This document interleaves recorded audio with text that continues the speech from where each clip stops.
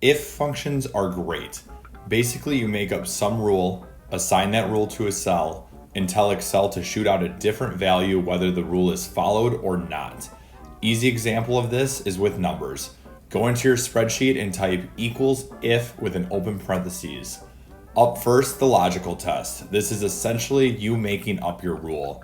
In this example, let's see if B2 is bigger than 10. So we're going to type B2 greater than 10 and a comma. Up next, value if true, which just means what do you want Excel to say if B2 is bigger than 10? If you ever want Excel to return a word, use quotes. So in this example, we're just going to write big in quotations. Last, value if false, which you guessed it, what should Excel say if it's not bigger than 10? For this example, we're going to type small in quotations. Click enter and bam, Excel gives you the value. All right, now rapid fire for expert mode. We covered that this means greater than, so of course this will mean less than. If you want to do greater than or less than and equal to, use this.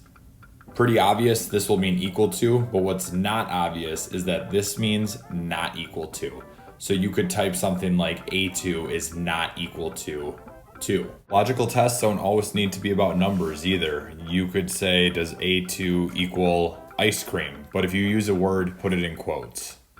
Similarly, value if true and false don't always need to be text. You could have Excel add, subtract, or do whatever you want based on the parameter being met or not. So if your big question is, was a senior discount given? You could write a function like if A2 equals yes, take B2 times 0.05 to kind of add that tax in. And if not, just return B2, the original amount.